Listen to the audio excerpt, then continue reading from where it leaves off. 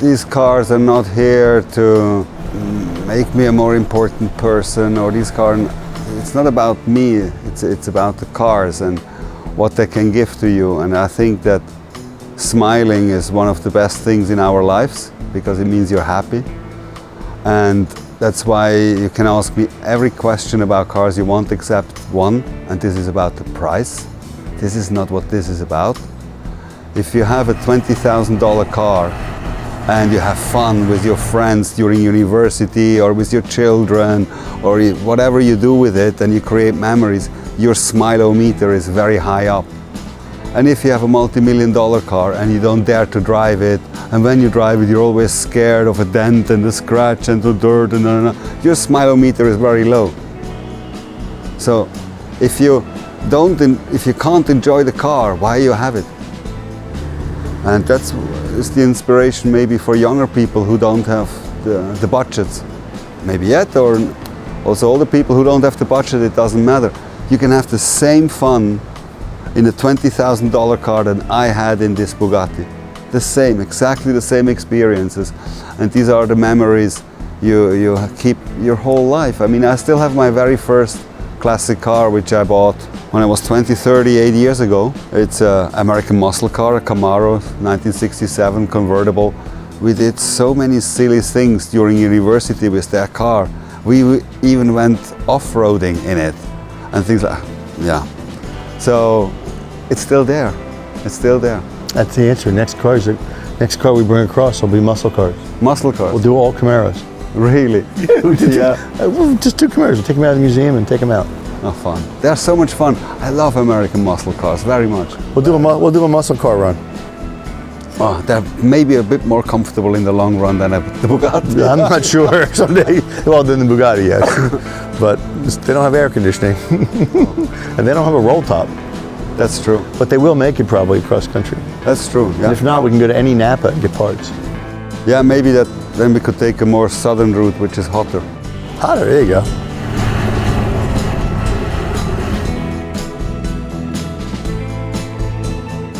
He had the idea. We were sitting, I think we were sitting at the ice.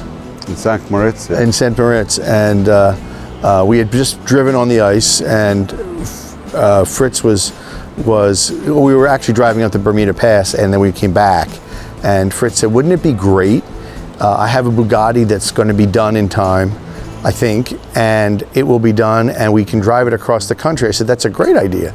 And he said, do you think we can do it? I said, absolutely we can do it. And we figured out routes, and Sean got involved and Ben got involved with transportation, and we said, we'll put a film crew with you and we'll go across the country. And Fritz is like, I'm in, and the car will be ready. And by golly, the car was ready no matter what it took, Fritz. And Scott Sargent did a terrific job getting it ready, and which is hard to do, to get a car all the way through full restoration, Pebble Beach ready for a concours, and drive it from the Audrain, from one sea to the other sea. So behind us is the Pacific, and in the beginning video, it was the Atlantic. So this car's been 3,500 plus miles, plus coming down from Vermont, and it's a heck of a break-in. Yes, for you particularly. Yes, no, it's really what Scott Sargent put together there, the car. I mean, you have no idea how the car was when he received it. It was in pieces. A whole roof had to be reconstructed because in period somebody chopped off the roof, the roll top, and made a convertible out of it. And he reconstructed everything, including the whole construction of the opening of the roof, the roll top. And got some help in from the sister car that's as well here in California. I met the owner, and it was crazy work that the whole workshop in Vermont put in, and Richard Adato supported, and everybody worked so hard to get the car ready. And yes, I mean, I think Scott drove it maybe 80 miles before the whole trip started. And then thank God we had Simon, our mechanic, with us, because if you break in such a car, you always encounter some first problems. Always. And we could solve that on the way, and then the car was just flying. It was beautiful to take this road through Nebraska, Wyoming. We were for half an hour, 1 hour alone on the road, beautiful. The team was great, your team was fantastic, Sean, Antonio, Jacob, they were really great fun. We became close friends, we had very funny moments. I mean, you have to be a bit tough because the hotel are not a 5-star luxury experience. And the coffee in the morning is a bit tough for a European, but that's part of the game. And then when it was more than 100 degrees and you're nearly melting away and you still have to do 50 miles and you just plow on and you go and you go and you go and wow, I already miss it. And you miss it. That's the most important part. So showing that these cars can do it, I think Fritz shares the same passion we do, which is that these cars are not meant to sit. As soon as you park the car, it starts to deteriorate within an hour. And it stays deteriorating as long as you leave it sit. There's always going to be a problem starting. I don't care how old the car is, particularly a new car, because the electronics will just drain the battery. So these old cars have had just, I mean, the fact that not just Scott Sargent did it, but Ettore Bugatti did it originally. And he built that car to be a real road car. And today, it's back on the road as it was originally. Kind of sustainable, no? A 90-year-old car still driving. That's what I call sustainable. If we could do that with a current Tesla or with a current Pontiac, or they don't make Pontiacs anymore, a current GMC, I would be shocked. Time will tell. Time will tell.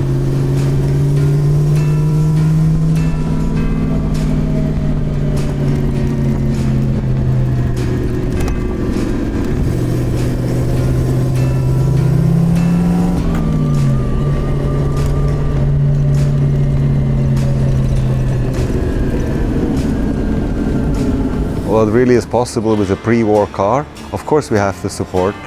And maybe the 1960s, 1970s, 1980s car, you don't need this kind of support.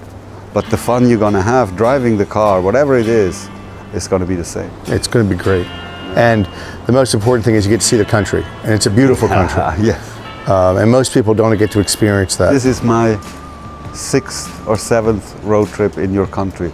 I saw already more than 35 states of your country. You're better than I am. I did more than 20,000 miles in your country in a car. You have a fantastic country. Go and explore it, go and see it. It's beautiful. Yeah, and it's reliable. The roads are good, the safety is there. Go out, do it. And the hotels are okay. You survive. You survive. Come on, it makes you appreciate a very good coffee in the morning much more, and a nice, comfortable mattress as well. But that's part of the fun. It's also part of the memory. 100%, 100%. Yeah.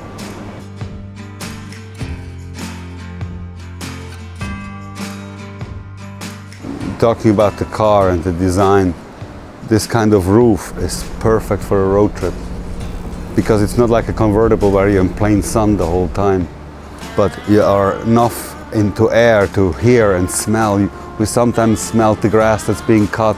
Sometimes we smell the manure, the cows, the manure. And this is perfect because it covers his neck. Yes. So that by putting it on, actually, it keeps the sun off his neck. And it's a Bugatti Atalante, Type 57 Atalante, not a S. And for me, the Bugatti Atalante, designed by Jean Bugatti, the son of Ettore, is the most stunning body that's ever been created.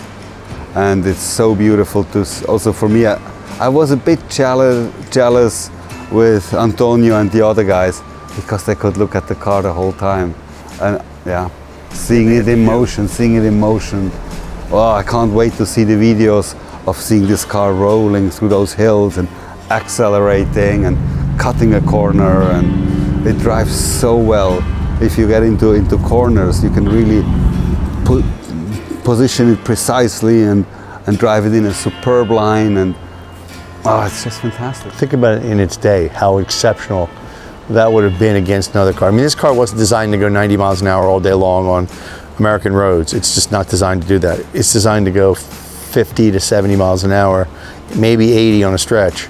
But the fact is that it did it. It did it consistently, repeatedly, hour after hour. Not 90, thank God, but it was fast. 60, 65, 70. 75? The later, yeah, the later.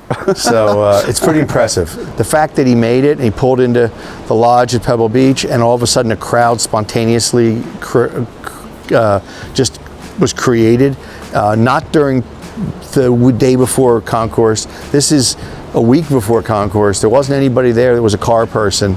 They just started to surround the car, and it was amazing, because that's what this is all about. It's about sharing across the country. And you know what happened? You know, these guys doing a great job on the social medias and so on. And it happened several times that we stopped somewhere and said, hey, that's you guys, I'm following you. I saw it, great to see you, good luck. You know, it's one thing to do it. There was no break. There was no stop. You slept, you ate, you got up, you went again. And it was, you know, rinse and repeat. And that was what you did every day for 10 or 11 days.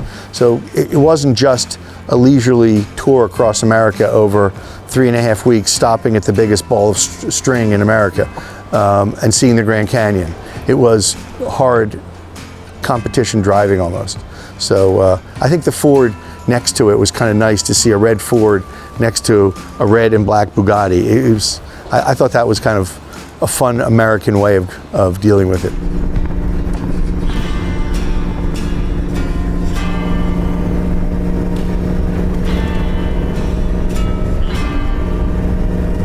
You know, there's always been a East Coast is better, West Coast is better. It's been in the music industry with Biggie and Tupac. You know, what we're trying to show is the opposite. We're trying to show we're all the same. We all have the same goals. When people get together over cars and coffee, in Newport alone, we get almost 45,000 people to our Cars and Coffee over the summer. And they come with their children, their dogs, their wives, and they talk about things that have nothing to do with politics or money or taxes or any of those things. It has to do with just being together, sharing community.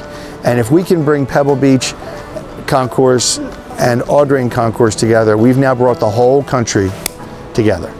And by what Fritz did driving across the country, it also shows that we can all figure out a way. I mean, everybody that comes to Audrain goes to Pebble, and most of the people that go to Pebble go to Audrain.